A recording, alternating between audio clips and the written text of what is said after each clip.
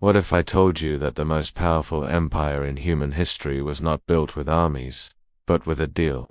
A deal so quiet it never made front-page headlines, so powerful it reshaped wars, oil, debt, and global survival itself, and so normal today that most people don't even realize they are living inside it. You were taught that the US dollar became dominant because America won World War II, that it happened naturally, that markets simply chose the dollar. But what if that story is incomplete? What if the dollar didn't rise by accident, but by design? What if global money control began not with conquest, but with an agreement the world never voted on? Tonight, we're re-uncovering the secret dollar deal they never taught you, the deal that made the US dollar king, and quietly locked the world into a system it still can't escape. And to understand how this happened, we have to go back to a world in ruins. In the early 20th century, the world's money system looked nothing like today. For centuries, gold ruled money. Empires rose and fell, but gold remained the anchor of trust. Currencies came and went, gold endured. Before World War I, the British pound was the world's reserve currency, backed by gold and enforced by the British Empire's trade routes and navy. But war changed everything.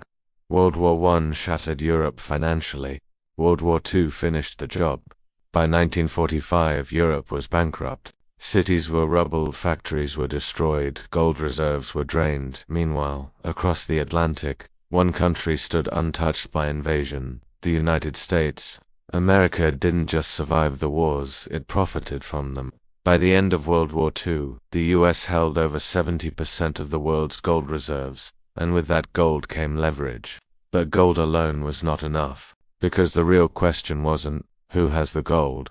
It was, who controls the rules? That question would be answered in a quiet mountain town in 1944. In July 1944, representatives from 44 nations gathered at the Bretton Woods conference in New Hampshire. Officially, the goal was stability. Unofficially, it was about power. The deal was simple on paper. The US dollar would be pegged to gold. Other currencies would be pegged to the dollar would become the world's reserve currency. America promised that any foreign government could exchange dollars for gold at a fixed rate. To the world, this looked fair, safe, logical. After all, the US had the gold, but embedded inside this system was a quiet asymmetry. Only the United States could print the reserve currency. Only the US controlled the supply of global liquidity. And only the US could run deficits without immediate punishment. This was the first secret deal. The world accepted dollars because they trusted gold. But over time, something strange began to happen. Dollars multiplied faster than gold, and the system began to strain. Throughout the 1950s and 1960s, the US used its dollar advantage to rebuild the world and itself. The Marshall Plan flooded Europe with dollars. Global trade expanded. The dollar became indispensable, but there was a hidden cost. America was spending more than it earned. Wars, welfare programs, and global military bases required money. So the US printed dollars. Foreign governments noticed. France, under President Charles de Gaulle, openly questioned the system. He began demanding gold instead of dollars. Others followed. By the late 1960s, the US gold supply was bleeding out, and then, in 1971, the first deal collapsed. President Richard Nixon made a historic announcement. The US would no longer convert dollars into gold. The gold window was closed. The promise was broken.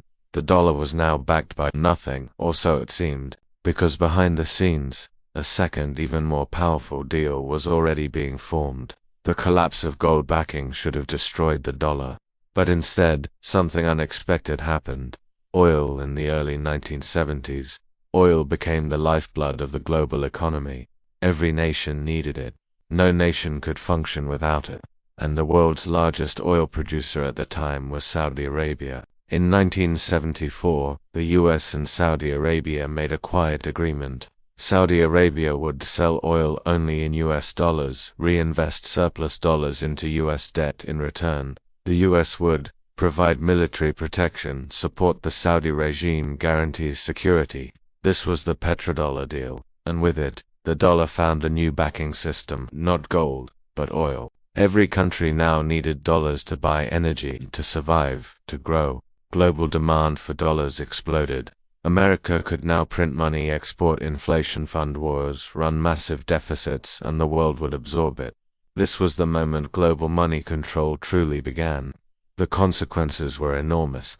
For the United States, cheap borrowing, endless liquidity, global influence. For developing nations, dollar-denominated debt currency crises a permanent disadvantage. When the US raised interest rates, other countries suffered. When the US printed money, asset bubbles formed elsewhere. When dollars flowed out, economies collapsed. This wasn't conspiracy.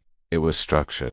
A system designed around one currency at the center, and everyone else orbiting it. Financial crises followed predictable patterns. Latin America in the 1980s, Asia in 1997, Russia in 1998, global collapse in 2008, different countries.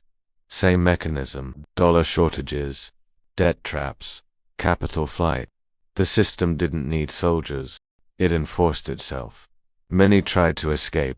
The Soviet Union attempted a parallel system. It failed. Europe created the euro, partially successful, but still dependent. Oil producers discussed selling in other currencies. Some faced sanctions, some faced instability. China began accumulating gold and promoting trade in yuan.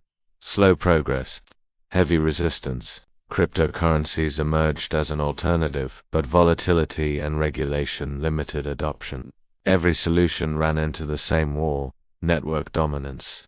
The dollar wasn't just currency, it was infrastructure, and infrastructure is the hardest power to replace. Today, the same patterns are repeating: massive money printing, rising debt, geopolitical fragmentation, sanctions weaponize the dollar, allies become cautious, rivals seek alternatives, energy markets shift, digital currencies rise, trust quietly erodes. The question is no longer, is the system fair? It's how long can it last?